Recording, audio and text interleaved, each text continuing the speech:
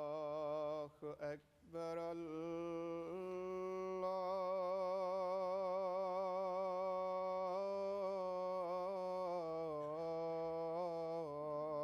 الله أكبر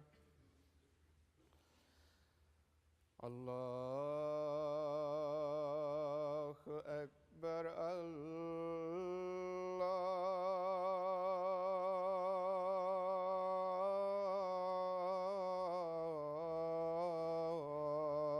الله أكبر أشهد أن لا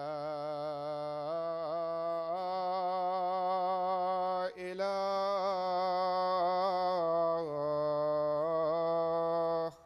إلا الله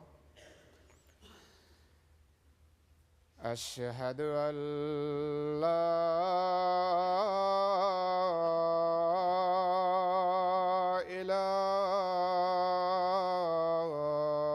إله إلا الله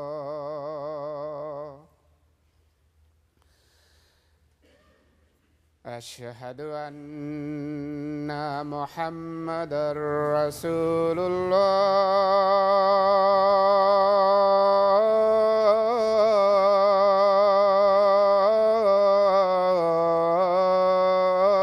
الله أشهد أن محمدًا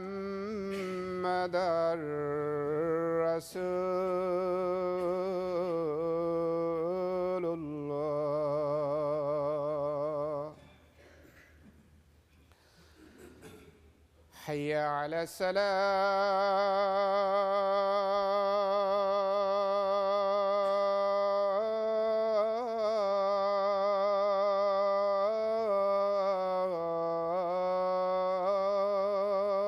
الصلاة حي على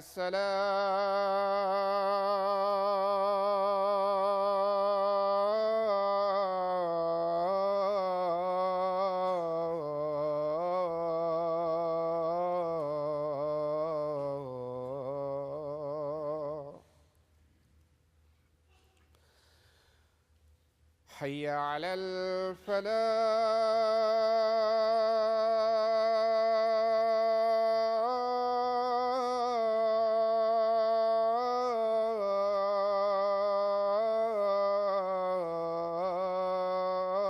الفلاح حي على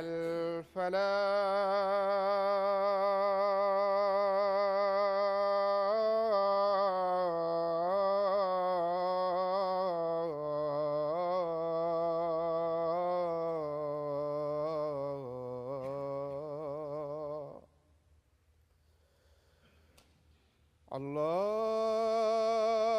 الله أكبر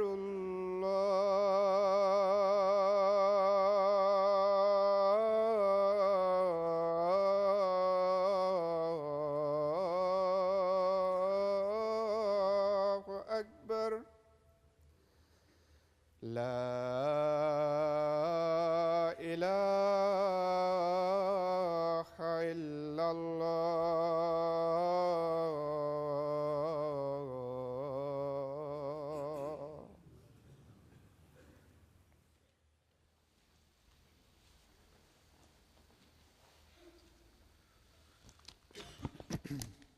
السلام علیکم ورحمۃ اللہ۔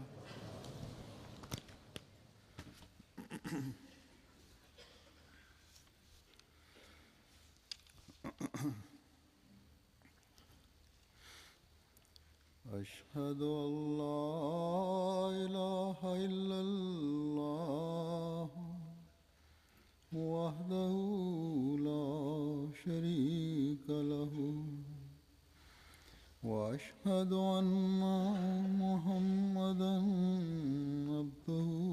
ورسوله أما بعد فأعوذ بالله من الشيطان بسم الله الرحمن الرحيم الحمد لله رب العالمين الرحمن الرحيم مالك يوم الدين إياك نعبد وإياك نستعين اهدنا الصراط المستقيم صراط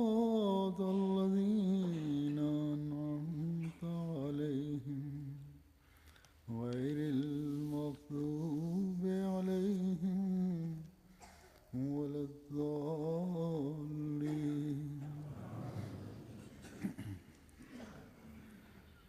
حضرت مسیح موعود علیہ الصلوۃ والسلام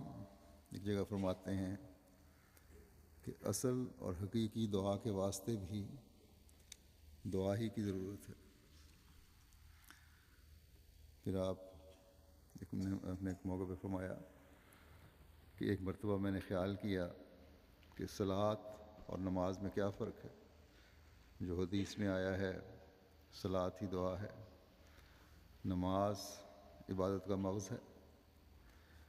پھر فرماتے ہیں کہ یاد رکھو یہ نماز ایسی چیز ہے کہ اس سے دنیا بھی سنور جاتی ہے اور دین بھی. فرمایا نماز تو وہ چیز ہے کہ انسان اس کے پڑھنے سے ہر ایک طرح کی بدعملی اور بے حیائی سے بچایا جاتا ہے. فرمایا اس طرح کی نماز پڑھنا انسان کے اپنے اختیار میں نہیں ہوتی، یعنی ایسی نماز جو بدعملی اور بے حیائی سے بچاتی ہے. بے شک اللہ تعالیٰ نے فرمایا ہے، لیکن فرمایا کہ یہ اپنے اختیار میں نہیں ہوتی،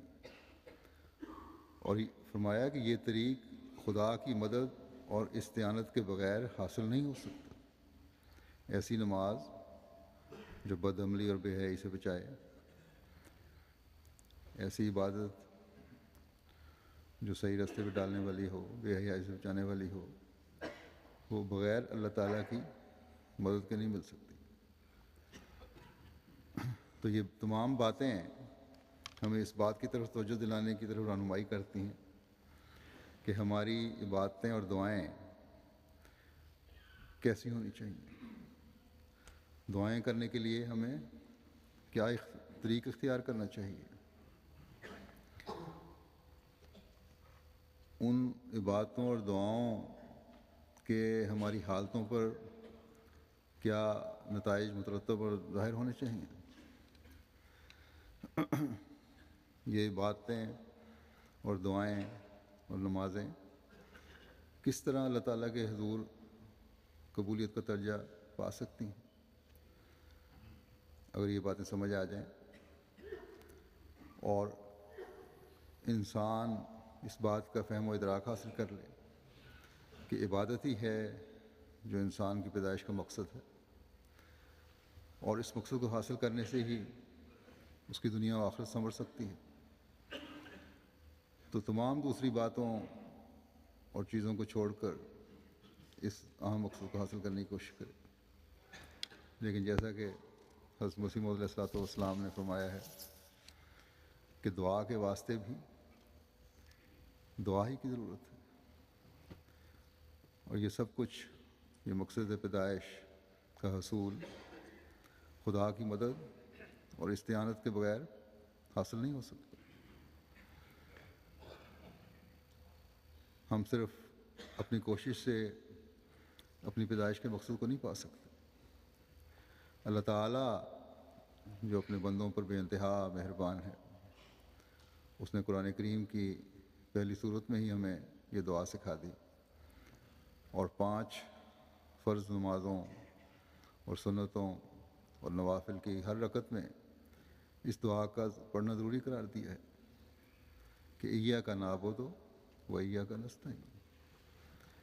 اے اللہ، ہم تیری عبادت کرتے ہیں، تیری عبادت کرنا چاہتے ہیں، لیکن ہم اس کا حق ادا نہیں کر سکتے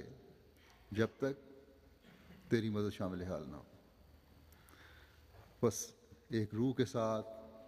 ایک دل کی گہرائی کے ساتھ، نکلی ہوئی عاجزانہ پکار کے ساتھ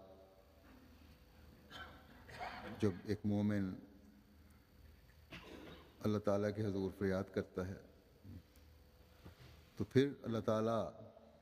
اس کو توفیق بھی عطا فرماتا ہے۔ پھر یہ بھی اللہ تعالیٰ کا اپنے بندوں پر احسان ہے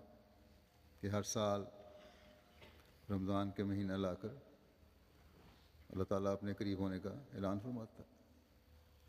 یہ اعلان فرماتا ہے کہ میں نے شیطان کو بھی جگڑ دیا ہے۔ یہ اعلان فرماتا ہے کہ میں ہر اس بندے کی مدد اور استعانت کے لیے تیار ہوں، بلکہ اس کی مدد کرتا ہوں جو خالص ہو کر میری طرف آتا ہے، میرے پر کامل ایمان رکھتا ہے، میرے حکموں پر عمل کرتا ہے، آئندہ سے خالص ہو کر صرف اور صرف میری عبادت کرنے اور میرا خالص عبد بننے کا وعدہ کرتا ہے۔ تو میں اپنے ایسے بندوں کی پھر دعائیں قبول کرتا ہوں، سنتا ہوں۔ بس اگر کہیں کمی ہے تو ہم بندوں میں کمی ہے، خدا تعالیٰ کے احسانوں اور استعانت میں کمی نہیں ہے۔ پھر اس زمانے میں اللہ تعالیٰ نے اپنے فرستادے کو ہماری اصلاح کے لیے بھیج دیا ہے،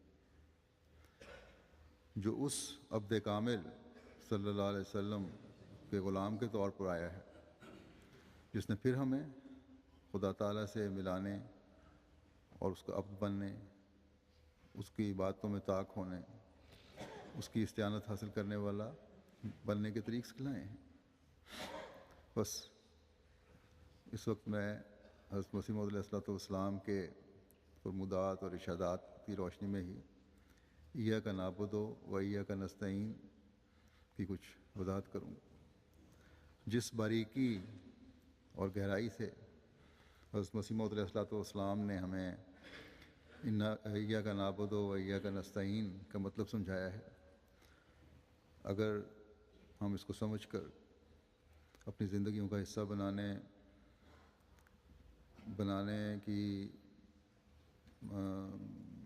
والے بن جائیں، اللہ تعالیٰ ہمیں اس کی توفیق عطا فرما دے، تو پھر ہم خدا تعالیٰ کی عبودیت کا حق ادا کرنے کی کوشش کرنے والے ہی بن جائیں گے۔ اور یہ تب بھی ہو سکتا ہے جب ہم اپنی عبادتوں کو بھی کے معیار حاصل کرنے کی کوشش کریں اور پھر عاجزی سے ان معیاروں کو حاصل کرتے ہوئے اللہ تعالیٰ کے حضور جھکیں، اسے مدد چاہیں۔ جب یہ ہوگا تو تبھی ہم ان لوگوں میں کھلا سکیں گے جو عبد رحمان کہلاتے ہیں، ایمان میں اس پختگی کو پیدا کرنے والے بن سکیں گے جس کا اللہ تعالیٰ حکم فرماتا ہے، یا جس کی ایک مومن سے توقع کی جا سکتی ہے یا کی جاتی ہے۔ حضرت مسیح موعود علیہ السلام کے عرفان نے جو اللہ تعالیٰ نے آپ کو عطا فرمایا،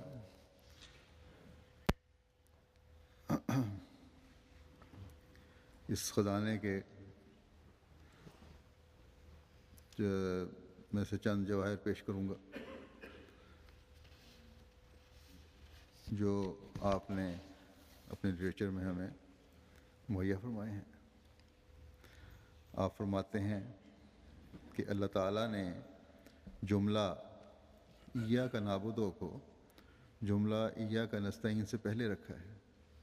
اور اس میں بندے کے توفیق مانگنے سے بھی پہلے اس ذات باری کی صفت رحمانیت کے فیوز کی طرف اشارہ ہے، گویا کہ بندہ اپنے رب کا شکر ادا کرتا ہے اور کہتا ہے اے میرے پروردگار، میں تیری ان نعمتوں پر تیرا شکر ادا کرتا ہوں جو تو نے میری دعا، میری درخواست، میرے عمل، میری کوشش اور جو تیری اس ربوبیت اور رحمانیت سے جو سوال کرنے والوں کے سوال پر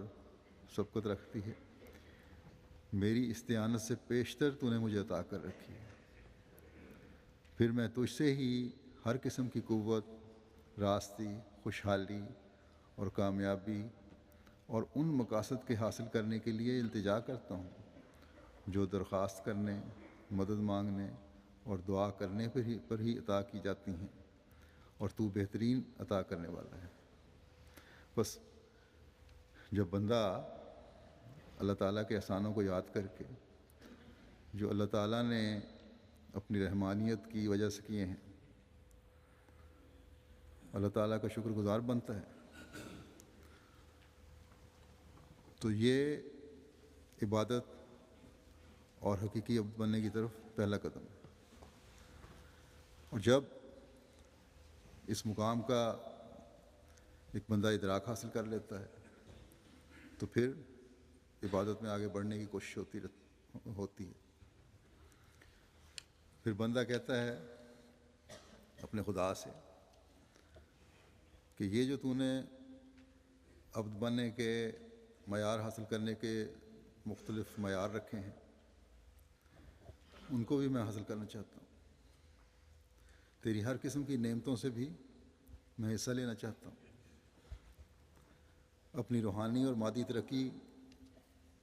کے مزید سامان چاہتا ہوں، لیکن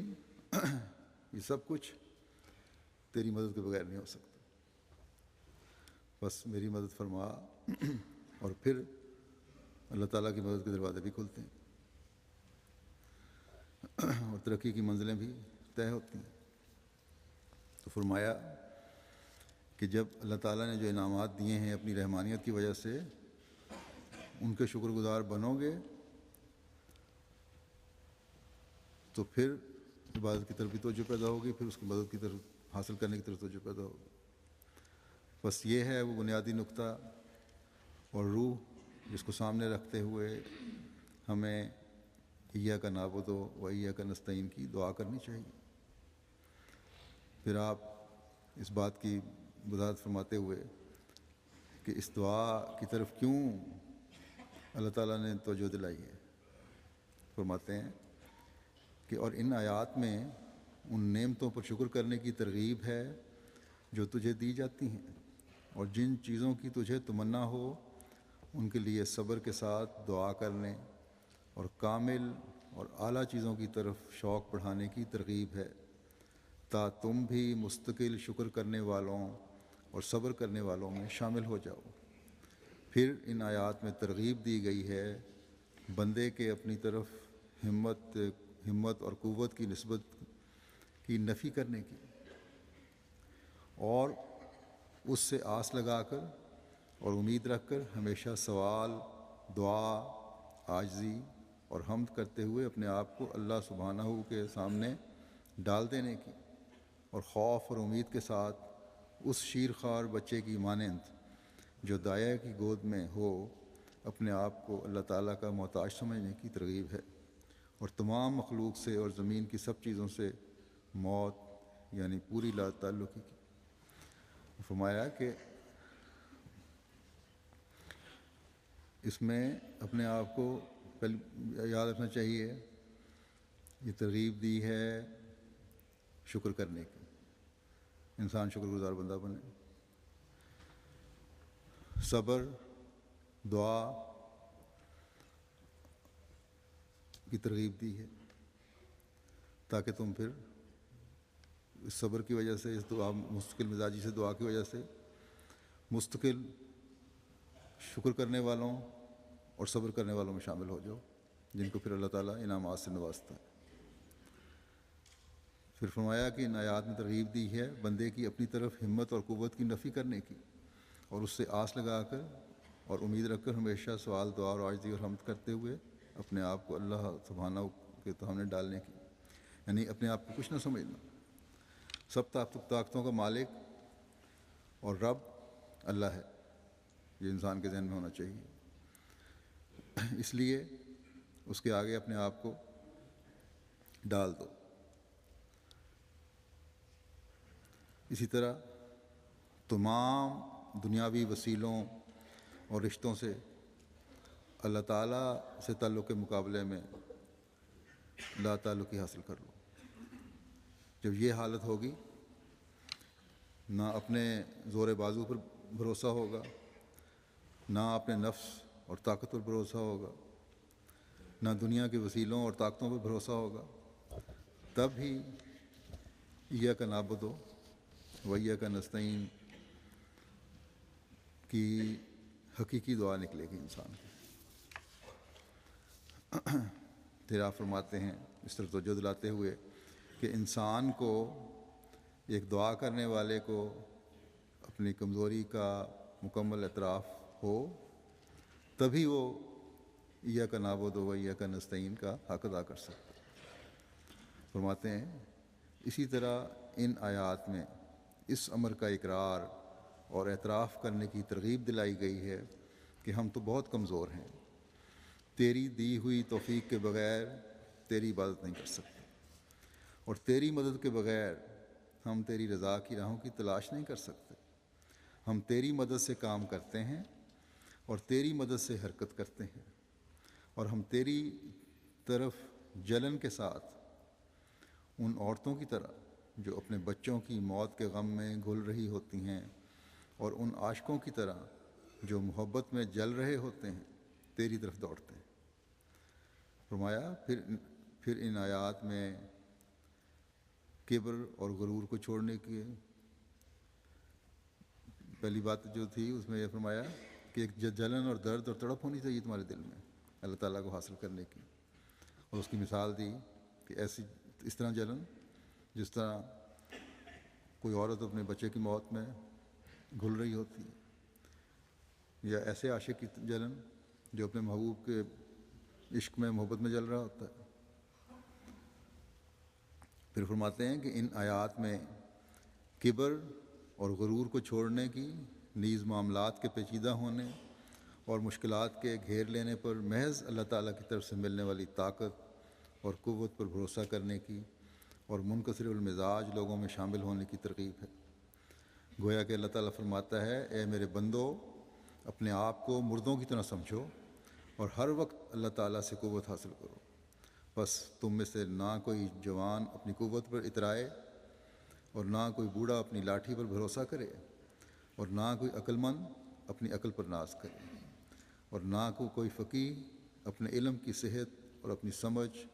اور اپنی دانائی کی عمدگی ہی پر اعتبار کرے، اور نہ کوئی ملہم اپنے الہام یا اپنے کشف یا اپنی دعاؤں کے خلوص پر تکیہ کرے، کیونکہ اللہ جو چاہتا ہے کرتا ہے، جس کو چاہے دھتکار دیتا ہے، اور جس کو چاہے اپنے خاص بندوں میں داخل کر لیتا ہے۔ پھر فرمایا کہ ایاک نستعین میں نفس امارہ کی شر انگیزی کی طرف اشارہ ہے، جو نیکیوں کی طرف راغب ہونے سے یوں بھاگتا ہے جیسے انسدی اونٹنی سوار کو اپنے اوپر بیٹھنے نہیں دیتی اور بھاگتی ہے۔ یہ وہ ایک اژدہا کی طرح ہے جس کا شر بہت بڑھ گیا ہے، اور اس نے ہر ڈسے ہوئے کو بوسیدہ ہڈی کی طرح بنا دیا، اور تو دیکھ رہا ہے کہ وہ زہر پھونک رہا ہے، یا وہ شیر کی طرح ہے کہ اگر حملہ کرے تو پیچھے نہیں ہٹتا۔ کوئی طاقت قوت کمائی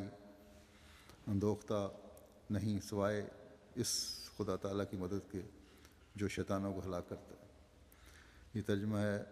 آپ کی کتاب کرامت الصادقین کا۔ بس جب یہ دعا کرتے ہوئے یہ سوچ بھی ایک انسان رکھتا ہے یا رکھے کہ نفس امارہ مجھے برائیوں میں مبتلا کرنے کی طرف لے جا رہا ہے اور میں نے اس سے بچنا ہے، تو اپنی کوشش اور طاقت سے نہیں بچ سکتا۔ یہ سوچ ہونی چاہیے۔ اس وقت صرف اللہ تعالیٰ ہی ہے جو شیطان کے حملوں سے بچا سکتا ہے اور نیکیوں کی توفیق دے سکتا ہے۔ بندہ عاجز ہو کر اللہ تعالیٰ کے حضور کھڑا ہو اور دعا کرے کہ اے اللہ آج مجھے شیطان سے بچانے والا صرف تو ہی ہے۔ اگر خدا تعالیٰ کا پیارا یا وہ پیارے لوگ جو اس عاجزی سے اللہ تعالیٰ سے مانگتے ہیں اور مانگتے چلے جاتے ہیں وہ اس اللہ کی مدد کے بغیر نہیں رہ سکتے، تو ایک عام انسان کو کس قدر خدا تعالیٰ سے مانگنا چاہیے۔ مثلاً قرآن شریف میں اللہ تعالیٰ نے مثال دی ہے جو حضرت یوسف کی،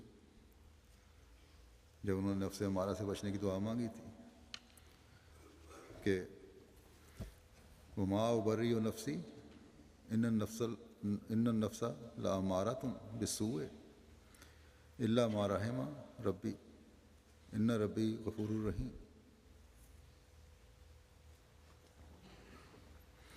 یعنی اور میں اپنے نفس کو غلطیوں سے بری قرار نہیں دیتا، کیونکہ انسانی نفس سوائے اس کے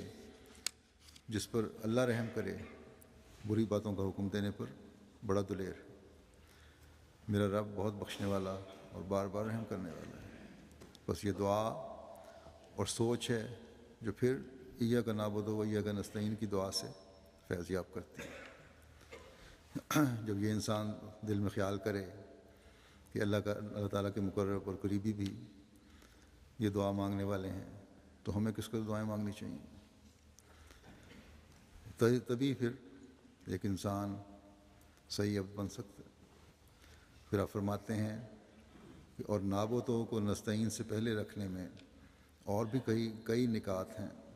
جنہیں ہم ان لوگوں کے لیے یہاں لکھتے ہیں، ان لوگوں کے لیے یہاں لکھتے ہیں جو سرنگیوں کی روحوں پر نہیں بلکہ قرآنی آیات مثانی سورہ فاتحہ سے شغف رکھتے ہیں اور مشتاقوں کی طرح اس کی طرف لپکتے ہیں۔ اور وہ نکات یہ ہیں کہ اللہ تعالیٰ اپنے بندوں کو ایک ایسی دعا سکھاتا ہے جس میں ان کی خوش بختی ہے اور کہتا ہے اے میرے بندو مجھ سے عاجزی اور عبودیت کے ساتھ سوال کرو اور کہو اے ہمارے رب ایاک نعبد، ہم تیری ہی عبادت کرتے ہیں، لیکن بڑی ریاضت، تکلیف، شرمساری،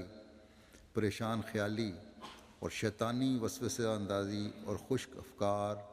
اور تباکن اوہام اور تاریک خیالات کے ساتھ ہم سیلاب کے گدلے پانی کی مانند ہیں یا رات کو لکڑیاں اکٹھا کرنے والے کی طرح ہیں، اور ہم صرف گمان کی پیروی کر رہے ہیں، ہمیں یقین حاصل نہیں۔ اب یہ ایاک نعبد ہے لیکن ان ساری اس میں یقین نہیں ہے، ایک پریشان حالی ہے۔ بس جب اللہ تعالیٰ نے ہماری خوش بختی کا خیال رکھتے ہوئے ایسی دعا سکھائی ہے جس میں عبودیت کا حق ادا کرتے ہوئے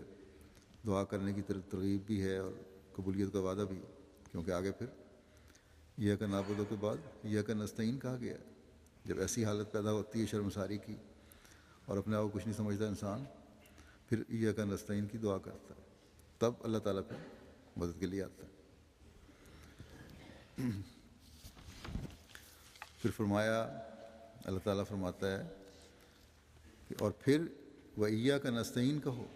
یعنی جب یہ حالت پیدا ہو جائے گی پھر ایاک نستعین کہو، یعنی ہم تجھ سے ہی مدد مانگتے ہیں۔ ذوق و شوق، حضور قلب، بھرپور ایمان ملنے کے لیے، روحانی طور پر تیرے احکام پر لبیک کہنے کے لیے، سرور اور نور کے لیے، اور معارف کے زیورات اور مسرت کے لباسوں کے ساتھ دل کو آراستہ کرنے کے لیے تجھ سے ہی مدد طلب کرتے ہیں، تاہم تیرے فضل کے ساتھ یقین کے میدانوں میں سبقت لے جانے والے بن جائیں اور اپنے مقاصد کی انتہا کو پہنچ جائیں اور حقائق کے دریاؤں پر وارد ہو جائیں۔ بس یہ دعا روحانیت میں ترقی، عبادت کا شوق اور ذوق اور خالص ہو کر اللہ تعالیٰ کے آگے جھکنے اور ایمان میں ترقی کا باعث بنتی ہے۔ اس بات کی طرف توجہ دلاتے ہوئے کہ ایاک نعبد و ایاک نستعین میں عبودیت کی معراج کیا ہے، حضرت مسیح علیہ السلام فرماتے ہیں کہ پھر اللہ تعالیٰ کے الفاظ ایاک نعبد میں ایک اور اشارہ ہے، اور وہ یہ کہ اللہ تعالیٰ اس آیت میں اپنے بندوں کو اس بات کی ترغیب دیتا ہے کہ کہ وہ اس کی اطاعت میں انتہائی ہمت اور کوشش خرچ کریں اور اطاعت گزاروں کی طرح ہر وقت لبیک لبیک کہتے ہوئے اس کے حضور کھڑے رہیں، گویا کہ یہ بندے یہ کہہ رہے ہیں کہ اے ہمارے رب، ہم مجاہدات کرنے، تیرے احکام کے بجا لانے اور تیری خوشنودی چاہنے میں کوئی کوتاہی نہیں کر رہے، لیکن تجھ سے ہی مدد چاہتے ہیں اور عجب اور ریا میں مبتلا ہونے سے تیری پناہ مانگتے ہیں، اور ہم تجھ سے ایسی توفیق طلب کرتے ہیں جو ہدایت اور تیری خوشنودی کی طرف لے جانے والی ہو، اور ہم تیری اطاعت اور تیری عبادت پر ثابت قدم ہیں، بس تو ہمیں اپنے اطاعت گزار بندوں میں لکھ لے۔ بس یہ سوچ اور دعا جب ہوگی کہ اطاعت اور عبادت پر ثابت قدم ہیں اور رہنا ہے، تو پھر احکامات کی بجا آوری اور عبادتوں کے معیار حاصل کرنے کی کوشش بھی ہوگی۔ ایک نماز کے بعد اگلی نماز کی ادائیگی کی فکر بھی ہوگی، جیسا کہ حدیث میں آیا ایک مومن ایک نماز کے بعد اگلی نماز کی فکر کرتا ہے، اور ایک جمعے کے بعد اگلے جمعے کی فکر کرتا ہے، ایک رمضان کے بعد اگلے رمضان کی فکر کرتا ہے، تاکہ عبادتوں کا حق ادا کر سکے۔ پھر اعلیٰ اخلاق کے حصول کی کوشش بھی ہوگی، اور یہی عبودیت کی معراج حاصل کرنے کی کوشش ہے۔ اور پھر اس بات کی وضاحت فرماتے ہوئے کہ یہ دعا اپنی نسلوں اور اپنے خاندان اور اپنی جماعت کے لیے بھی ہے، تاکہ سب کے سب دھارے ایک ہی طرف بہہ رہے ہوں اور اللہ تعالیٰ کے فضلوں کو جذب کرنے والے ہوں اور ایک دوسرے کے حقوق ادا کرنے والے بھی ہوں۔ حضرت مسیح علیہ الصلوۃ والسلام فرماتے ہیں کہ اور یہاں ایک اور اشارہ بھی ہے، اور وہ یہ کہ بندہ کہتا ہے کہ اے میرے رب، ہم نے تجھے معبودیت کے ساتھ مخصوص کر رکھا ہے، اور تیرے سوا جو کچھ بھی ہے اس پر تجھے ترجیح دی ہے، بس ہم تیری ذات کے سوا اور کسی چیز کی عبادت نہیں کرتے، اور ہم تجھے واحد و یگانہ ماننے والوں میں سے ہیں۔ اس آیت میں خدائے عز و جل نے متکلم مال غیر کا صیغہ اس امر کی طرف اشارہ کرنے کے لیے اختیار فرمایا ہے کہ ہم کہہ کے دوسرے کو بھی شامل جو کیا ہے اپنے ساتھ، تو اس لیے شامل فرمایا ہے کہ یہ دعا تمام بھائیوں کے لیے ہے، نہ صرف دعا کرنے والے کی اپنی ذات کے لیے۔ اور اس میں اللہ تعالیٰ نے مسلمانوں کو باہمی مصالحت، اتحاد اور دوستی کی ترغیب دی ہے، اور یہ کہ دعا کرنے والا اپنے آپ کو اپنے بھائی کی خیر خواہی کے لیے اسی طرح مشقت میں ڈالے جیسا کہ وہ اپنی ذات کی خیر خواہی کے لیے اپنے آپ کو مشقت میں ڈالتا ہے۔ اب ایاک نعبد و ایاک نستعین جب دعا پڑھ رہا ہو انسان، دوسرے کا حق ادا کرنے کی طرف توجہ پیدا ہوگی، یہ احساس ہوگا کہ اگر میں نے اللہ تعالیٰ کی بندگی کا حق ادا کرنا ہے، میں یہ دعا مانگ رہا ہوں اپنے لیے، اپنے حقوق کے لیے یا اپنی روحانی ترقی کے لیے، تو ساتھ ہی میں اپنے بھائی کے لیے بھی وہی سوچ رکھوں۔ تو یہ سوچ جب ہوگی تو ایک حسین معاشرہ پیدا ہوگا۔ فرماتے ہیں کہ یہ سوچ ہو کہ اپنے بھائی کی خیر خواہی کے لیے اسی طرح مشقت میں ڈالے جیسا کہ وہ اپنی ذات کی خیر خواہی کے لیے اپنے آپ کو مشقت میں ڈالتا ہے۔ کسی کے پھر حقوق غصب کرنے کا سوال ہی پیدا نہیں ہوتا جب ایاک نعبد و ایاک نستعین کی صحیح سوچ ہو۔ فرمایا کہ اور اس کی یعنی اپنے بھائی کی ضرورتوں کو پورا کرنے کے لیے ایسا ہی اہتمام کرے اور بے چین ہو جیسے اپنے لیے بے چین اور مضطرب ہوتا ہے، اور وہ اپنے اور اپنے بھائی کے درمیان کوئی فرق نہ رکھے اور پورے دل سے اس کا خیر خواہ بن جائے۔ گویا اللہ تعالیٰ تاکیدی حکم دیتا ہے اور فرماتا ہے کہ اے میرے بندو، بھائیوں اور محبوں کے ایک دوسرے کو تحائف دینے کی طرح دعا کا تحفہ دیا کرو۔ ایاک نعبد و ایاک نستعین میں جب جمع کیا گیا ہے، ہم تیری عبادت کرتے ہیں، تو سے مدد مانگتے ہیں، تو یہ دعا کا تحفہ ہے اپنے بھائیوں کے لیے۔ فرمایا دعا کا تحفہ دیا کرو اور انہیں شامل کرنے کے لیے اپنی دعاؤں کا دائرہ وسیع کرو اور اپنی نیتوں میں وسعت پیدا کرو، اپنے نیک ارادوں میں اپنے بھائیوں کے لیے بھی گنجائش پیدا کرو اور باہم محبت کرنے میں بھائیوں، باپوں اور بیٹوں کی طرح بن جاؤ۔ پھر آپ فرماتے ہیں کہ اس دعا میں تدبیر اور دعا کو جمع کر دیا، کیونکہ مومن تدبیر اور دعا دونوں سے کام لیتے ہیں، کیونکہ بغیر تدبیر کے دعا کوئی چیز نہیں اور بغیر دعا کے تدبیر کوئی چیز نہیں۔ فرمایا تدبیر اور دعا دونوں کو باہم ملا دینا اسلام ہے۔ اسی واسطے میں نے کہا ہے کہ گناہ اور غفلت سے بچنے کے لیے اس قدر تدبیر کرے جو تدبیر کا حق ہے، اور اس قدر دعا کرے جو دعا کا حق ہے۔ اسی واسطے قرآن شریف کی پہلی ہی صورت میں ان دونوں باتوں کو مد نظر رکھ کر فرمایا ہے، ایاک نعبد و ایاک نستعین۔ ایاک نعبد اسی اصل تدبیر کو بتاتا ہے، اور مقدم اسی کو کیا ہے کہ پہلے انسان رعایت اسباب اور تدبیر کا حق ادا کرے، مگر اس کے ساتھ ہی دعا کے پہلو کو نہ چھوڑ دے، بلکہ تدبیر کے ساتھ ہی اس کو مد نظر رکھے۔ مومن جب ایاک نعبد کہتا ہے کہ ہم تیری ہی عبادت کرتے ہیں، تو مان اس کے دل میں گزرتا ہے کہ میں کیا چیز ہوں جو اللہ تعالیٰ کی عبادت کروں جب تک اس کا فضل اور کرم نہ ہو۔ اس لیے وہ مان کہتا ہے ایاک نستعین، کہ مدد بھی تجھ سے چاہتے ہیں۔ یہ ایک نازک مسئلہ ہے جس کو بجز اسلام کے اور کسی مذہب نے نہیں سمجھا۔ فرمایا کہ مومن تدبیر اور دعا دونوں سے کام لیتا ہے، پوری تدبیر کرتا ہے اور پھر معاملہ خدا پر چھوڑ کر دعا کرتا ہے، اور یہی تعلیم قرآن شریف کی پہلی ہی صورت میں دی گئی ہے۔ چنانچہ فرمایا ہے ایاک نعبد و ایاک نستعین۔ جو شخص اپنے قوا سے کام نہیں لیتا، وہ نہ صرف اپنے قوا کو ضائع کرتا اور ان کی بے حرمتی کرتا ہے، بلکہ وہ گناہ کرتا ہے۔ پوری تدبیر اگر نہیں کرتے اور صرف اس بات پہ راضی ہو کہ میں دعا کر رہا ہوں اور دعا سے مسئلے حل ہو جائیں گے، تو فرمایا کہ یہ بھی گناہ ہے۔ فرمایا کہ انسان میں نیکی کا خیال ضرور ہے، بس اسی خیال کے واسطے اس کو امداد الہی کی بہت ضرورت ہے۔ اسی لیے 5 وقتہ نماز میں سورہ فاتحہ کے پڑھنے کا حکم دیا،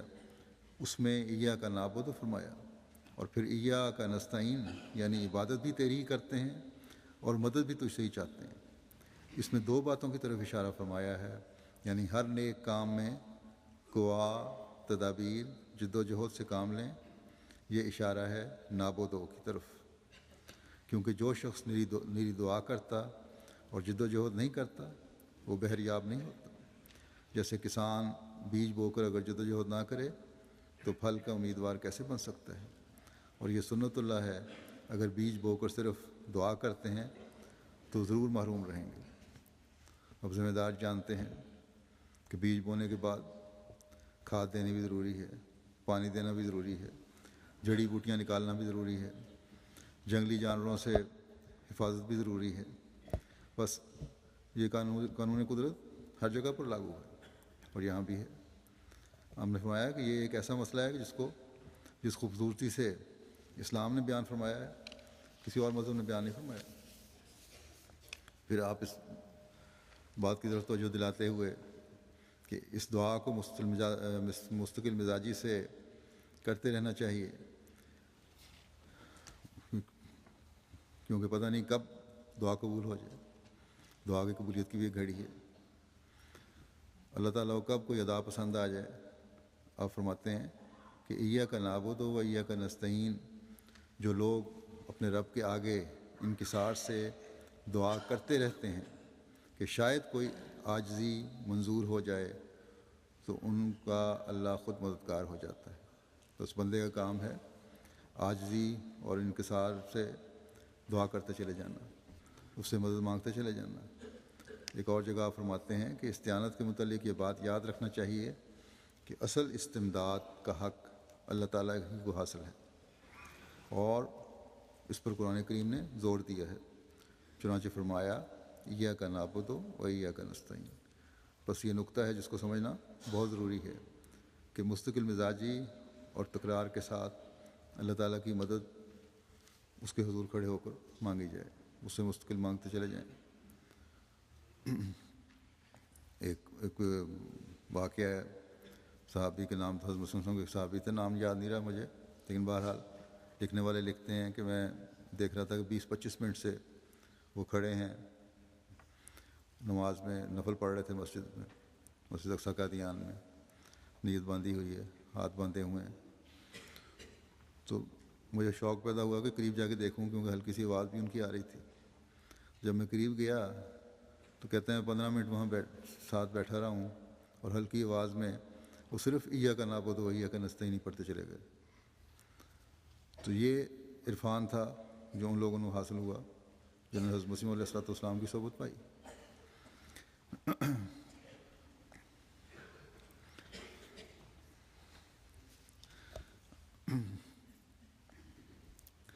بس یہ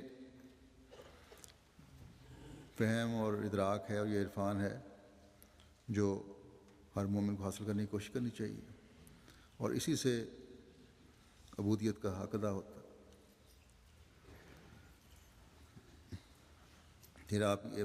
بیان فرماتے ہوئے کہ عبودیت کا حق کس طرح ادا ہو سکتا ہے، آپ فرماتے ہیں کہ واضح ہو کہ اللہ تعالیٰ کا کلام ایاک نعبد و ایاک نستعین اس بات پر دلالت کرتا ہے کہ تمام کی تمام سعادت خدائے رب العالمین کی صفات کی پیروی کرنے میں ہے یا اس کو اپنانے میں ہے۔ بس جب بندہ تکرار سے یہ دعا کرتا ہے تو اللہ تعالیٰ کی صفات کا ادراک کرتے ہوئے اپنے آپ کو اس کے مطابق ڈھالنے کی کوشش کی بھی ضرورت ہے، ورنہ تو یہ دہرانا ہے، یہ طوطے کی طرح رٹے ہوئے الفاظ کو بولنا ہی رہے گا۔ صحابہ حضرت صلی اللہ علیہ وسلم کے صحابہ نے بھی اس کا عرفان حاصل کیا، پھر حضرت مسیح علیہ الصلوۃ والسلام کی صحبت میں جو رہے انہوں نے عرفان حاصل کیا۔ اللہ کے فضل سے جماعت میں اب بھی ہیں جو اس چیز کو سمجھتے ہیں اور اس طرح دعا کرتے ہیں۔ پھر حضرت مسیح علیہ السلام فرماتے ہیں، پھر چونکہ ان درجات کے حصول میں بڑی روک ریاکاری ہے، درجات کے حصول میں بڑی روک جو ہے ریاکاری ہے جو نیکیوں کو کھا جاتی ہے، اور تکبر ہے جو بدترین بدی ہے، اور گمراہی ہے جو سعادت کی راہوں سے دور لے جاتی ہے۔ اس لیے اللہ تعالیٰ نے اپنے کمزور بندوں پر رحم فرماتے ہوئے جو خطا کاریوں پر آمادہ ہو سکتے ہیں اور اپنی راہ میں قدم مارنے والوں پر ترس کھا کر اس مہلک بیماریوں کی دعا کی طرف اشارہ فرمایا۔ پس اس نے حکم دیا کہ لوگ ایاک نعبد کہا کریں تب وہ ریا کی بیماری سے نجات پائیں، اور ایاک نستعین کہنے کا حکم دیا تا وہ کبر اور غرور سے بچ جائیں۔ پھر اس نے اہدنا کہنے کا حکم دیا تا وہ گمراہیوں اور خواہشات نفسانی سے چھٹکارا پائیں۔ پس اس کا قول ایاک نعبد خلوص اور عبودیت تامہ کے حصول کی ترغیب ہے، اور اس کا کلام ایاک نستعین قوت، ثابت قدمی، استقامت کے طلب کرنے کی طرف اشارہ کرتا ہے، اور اس کا کلام اہدنا الصراط اشارہ کرتا ہے کہ اللہ تعالیٰ کی طرف سے علم اور ہدایت طلب کی جائے جو وہ ادراہ مہربانی بطور اکرام انسان کو عطا کرتا ہے۔ بس ان آیات کا ماحصل یہ ہے کہ خدا کا راہ سلوک اس وقت تک مکمل نہیں ہو سکتا اور نہ ہی وہ نجات کا وسیلہ بن سکتا ہے جب تک انتہائی اخلاص، انتہائی کوشش اور ہدایت کے سمجھنے کی پوری اہلیت حاصل نہ ہو جائے، بلکہ جب تک کسی خادم میں یہ صفات نہ پائی جائیں وہ در حقیقت خدمات کے قابل نہیں ہوتا۔ بس یہ مقام ہے عبد بننے کا جو ایک مومن کو حاصل کرنے کی کوشش کرنی چاہیے۔ حضرت مسیح علیہ الصلوۃ والسلام مقبول دعاؤں کی حقیقت بیان کرتے ہوئے فرماتے ہیں کہ واضح ہو کہ اس عبادت کی حقیقت یا مقبول عبادت کی حقیقت بیان کرتے ہوئے کہ واضح ہو کہ اس عبادت کی حقیقت جسے اللہ تعالیٰ اپنے کرم و احسان سے قبول فرماتا ہے وہ در حقیقت چند امور پر مشتمل ہے، یعنی اللہ تعالیٰ کی عظمت اور اس کی بلند و بالا شان کو دیکھ کر مکمل فروتنی اختیار کرنا، نیز اس کی مہربانیاں اور قسم قسم کے احسان دیکھ کر اس کی حمد و ثنا کرنا، اس کی ذات سے محبت رکھتے ہوئے اور اس کی خوبیوں، جمال اور نور کا تصور کرتے ہوئے اسے ہر چیز پر ترجیح دینا، اور اس کی جنت کو مد نظر رکھتے ہوئے اپنے دل کو شیطان کے وسوسوں سے پاک کرنا۔ جب اس طرح کی عبادت ہو تو پھر فرمایا کہ تب ایاک نعبد و ایاک نستعین کا حقیقی تصور ابھرے گا اور انسان ان بندوں میں شامل ہوگا جو عبد الرحمن کہلانے والے ہیں۔ عبادت سے مراد کیا ہے، اس بارے میں مزید فرمایا کہ خداوند کریم نے پہلی سورۃ فاتحہ میں یہ تعلیم دی ہے، ایاک نعبد و ایاک نستعین۔ اس جگہ عبادت سے مراد پرستش اور معرفت دونوں ہیں، یعنی عبادت، ظاہری عبادت بھی اور اس کا عرفان حاصل کرنا بھی ضروری ہے، اور دونوں میں بندے کا عجز ظاہر کیا گیا ہے۔ یہ دونوں چیزیں جو ہیں، عجز ظاہر کیا گیا کہ یہ پیدا کرو تو عجز پیدا ہوگا، یا عجز ہوگا تو یہ چیزیں پیدا ہوں گی۔ پس جب ہم ایاک نعبد و ایاک نستعین کہیں تو یہ ظاہری عمل بھی ہو اور اس کی معرفت بھی حاصل ہونی ضروری ہے کہ کیوں ہم یہ دعا پڑھ رہے ہیں، اور یہ معرفت اس وقت حاصل ہوگی جیسا کہ میں نے کہا کہ جب کہ جناب مسلم نے فرمایا کہ مکمل عجز ہوگا۔ پھر آپ فرماتے ہیں کہ انسان خدا کی پرستش کا دعویٰ کرتا ہے، مگر کیا پرستش صرف بہت سے سجدوں اور رکوع اور قیام سے ہو سکتی ہے، یا بہت مرتبہ تسبیح کے دانے پھیرنے والے پرستار الہی کہلا سکتے ہیں؟ بلکہ پرستش اس سے ہو سکتی ہے جس کو خدا کی محبت اس درجہ پر اپنی طرف کھینچے کہ اس کا اپنا وجود درمیان سے اٹھ جائے۔ اول خدا کی ہستی پر پورا یقین ہو، اور پھر خدا کے حسن و احسان پر، اللہ تعالیٰ نے کتنے احسانات ہم پر کیے ہیں، اطلاع ہو۔ ہر نعمت جو اللہ تعالیٰ کی طرف سے ملتی ہے، پتہ تو ہے کہ مجھے مل رہی ہے، لیکن یہ پتہ ہو کہ اللہ تعالیٰ کی طرف سے ملی ہے، اس کے حسن و احسان پر پوری اطلاع ہو، اور پھر اس سے محبت کا تعلق ایسا ہو کہ سوزش محبت ہر وقت سینے میں موجود ہو، اور یہ حالت ہر ایک دم چہرے پر ظاہر ہو، اور خدا کی عظمت دل میں ایسی ہو کہ تمام دنیا اس کی ہستی کے آگے مردہ متصور ہو، اور ہر ایک خوف اسی کی ذات سے وابستہ ہو، اور اسی کی درد میں لذت ہو، اور اسی کی خلوت میں راحت ہو، اور اس کے بغیر دل کو کسی کے ساتھ قرار نہ ہو۔ اگر ایسی حالت ہو جائے تو اس کا نام پرستش ہے، مگر یہ حالت بجز خدا تعالیٰ کی خاص مدد کے کیوں کر پیدا ہو؟ اسی لیے خدا تعالیٰ نے یہ دعا سکھلائی ہے، ایاک نعبد و ایاک نستعین، یعنی ہم تیری ہی پرستش تو کرتے ہیں، مگر کہاں حق پرستش کا ادا کر سکتے ہیں جب تک تیری طرف سے خاص مدد نہ ہو۔ خدا کو اپنا حقیقی محبوب قرار دے کر اس کی پرستش کرنا، یہی ولایت ہے جس سے آگے کوئی درجہ نہیں، مگر یہ درجہ بغیر اس کی مدد کے حاصل نہیں ہو سکتا۔ اس کے حاصل ہونے کی یہ نشانی ہے کہ خدا کی عظمت دل میں بیٹھ جائے، خدا کی محبت دل میں بیٹھ جائے، اور دل اسی پر توکل کرے اور اسی کو پسند کرے، اور ہر ایک چیز پر اسی کو اختیار کرے، اور اپنی زندگی کا مقصد اسی کی یاد کو سمجھے۔ پھر عبادت کے اصول کا خلاصہ بیان کرتے ہوئے فرماتے ہیں کہ عبادت کے اصول کا خلاصہ اصل میں یہی ہے کہ اپنے آپ کو اس طرح کھڑا کرے کہ گویا خدا کو دیکھ رہا ہے، اور یا یہ کہ خدا اسے دیکھ رہا ہے۔ ہر قسم کی ملونی اور ہر طرح کے شرک سے پاک ہو جاوے، اور اسی کی عظمت اور اسی کی ربوبیت کا خیال رکھے، اور ادعیہ معصورہ اور دوسری دعائیں خدا سے بہت مانگے، اور بہت توبہ و استغفار کرے، اور بار بار اپنی کمزوری کا اظہار کرے، تاکہ تزکیہ نفس ہو جاوے اور خدا سے پکا تعلق پیدا ہو جاوے، اور اسی کی محبت میں محو ہو جاوے۔ اور یہی ساری نماز کا خلاصہ ہے، اور یہ سارا سورہ فاتحہ میں ہی آ جاتا ہے۔ دیکھو، ایاک نعبد و ایاک نستعین میں اپنی کمزوریوں کا اظہار کیا گیا ہے، اور امداد کے لیے خدا تعالیٰ سے ہی درخواست کی گئی ہے، اور خدا تعالیٰ ہی سے ہی مدد اور نصرت طلب کی گئی ہے، اور پھر اس کے بعد نبیوں اور رسولوں کی راہ پر چلنے کی دعا مانگی گئی ہے،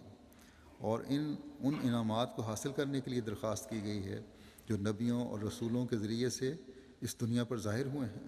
اور جو انہی کی اتباع اور انہی کے طریق پر چلنے سے حاصل ہو سکتے ہیں۔ اور پھر خدا تعالیٰ سے دعا مانگی گئی ہے کہ ان لوگوں کی راہوں سے بچا جنہوں نے تیرے رسولوں اور نبیوں کا انکار کیا اور شوخی اور شرارت سے کام لیا،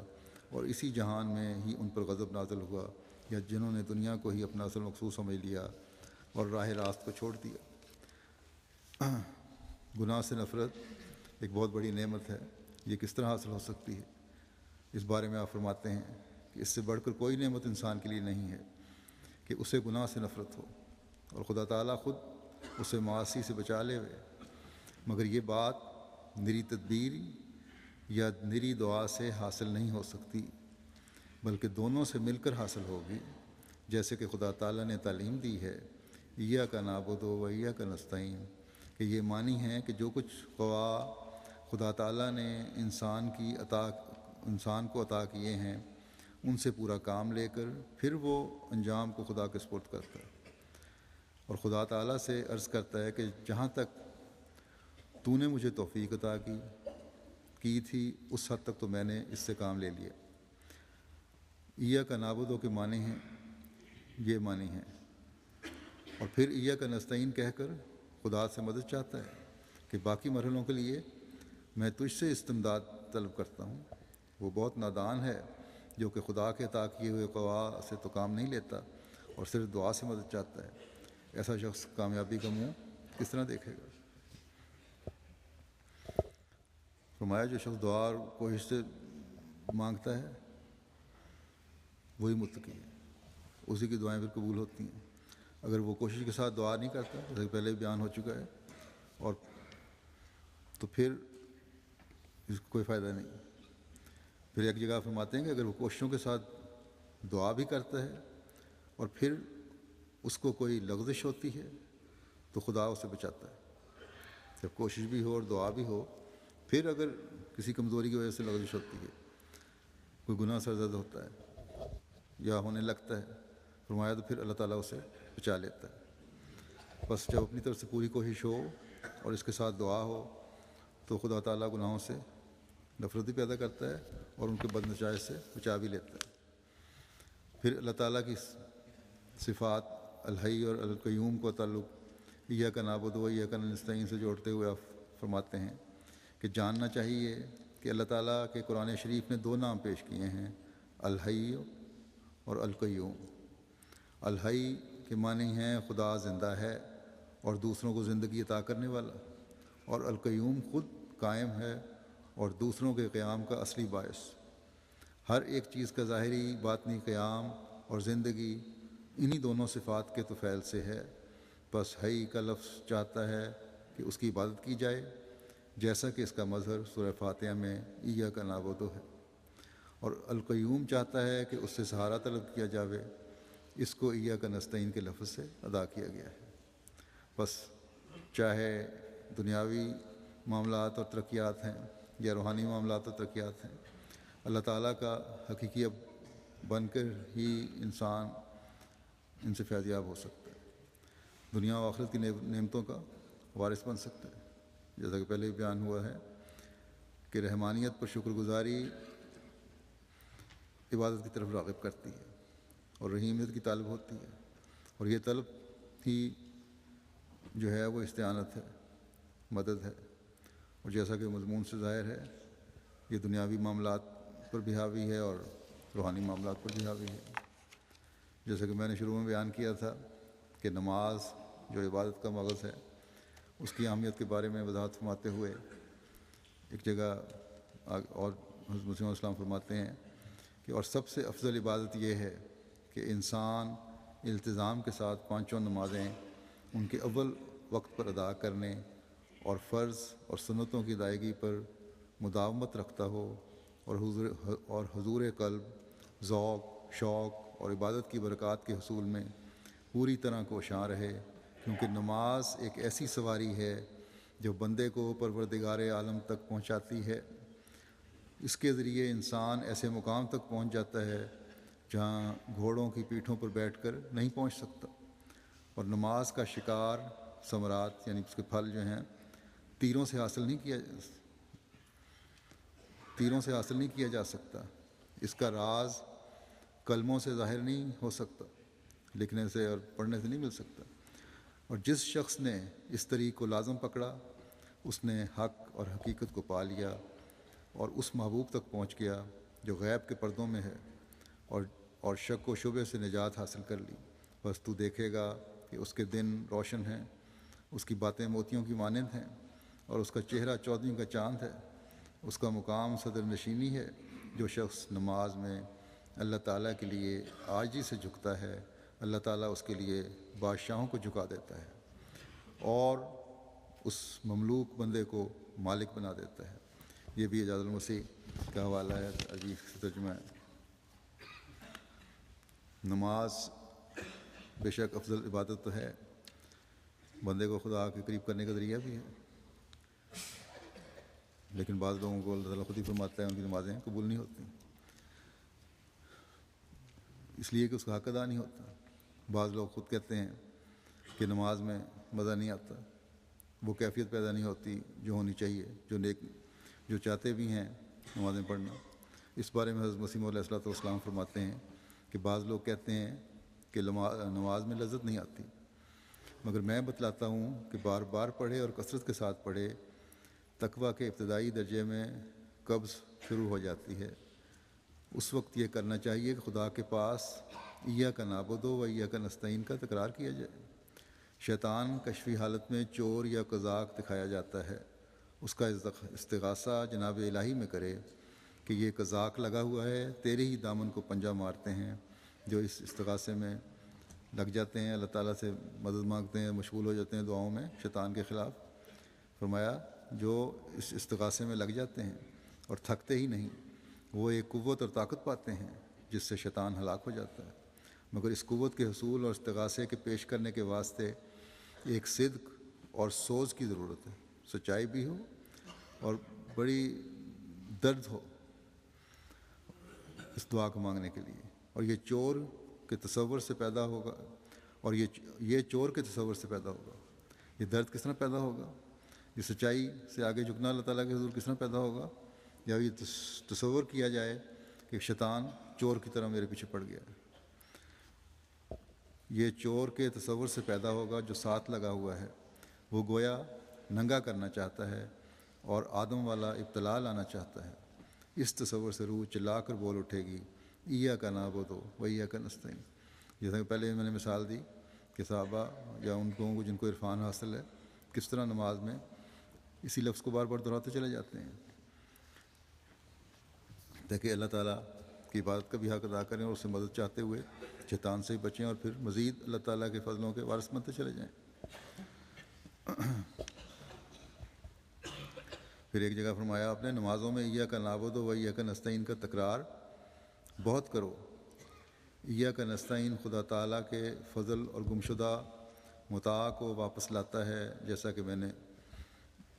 پہلے بھی مثال دی تھی کہ یہ بار بار کا تکرار جو ہے یہ اللہ تعالیٰ کی عبادت کی طرف توجہ دلاتی ہے۔ فرماتے ہیں کہ گمشدہ متاع کو واپس لاتا ہے، جو انسان سے سامان کھویا گیا ہے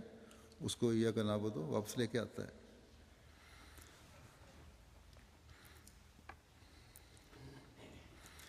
اللہ تعالیٰ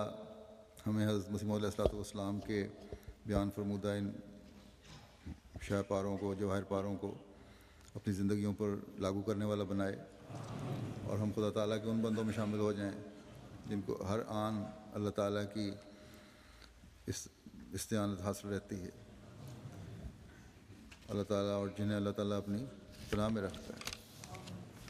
اور اس رمضان سے ہم بھرپور فائدہ اٹھانے والے ہوں۔ بقیہ دن جو رہ گئے ہیں ان میں خاص طور پر دعاؤں پہ بہت زور دیں۔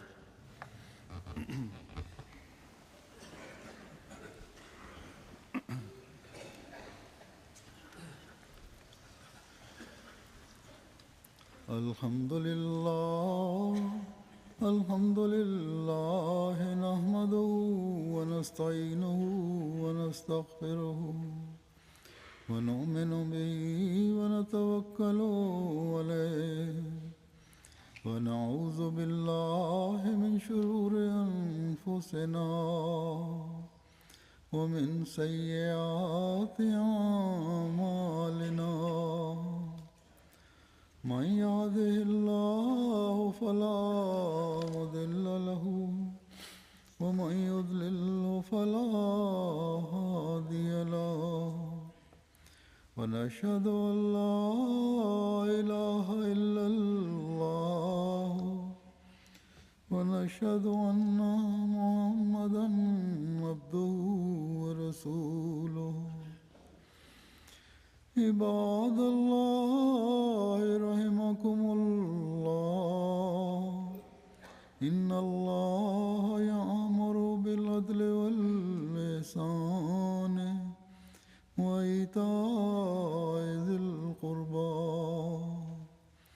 وينهى عن الفحشاء والمنكر والبغي يعظكم لعلكم تذكرون اذكروا الله يذكركم وادعوه يستجب لكم ولذكر الله أكبر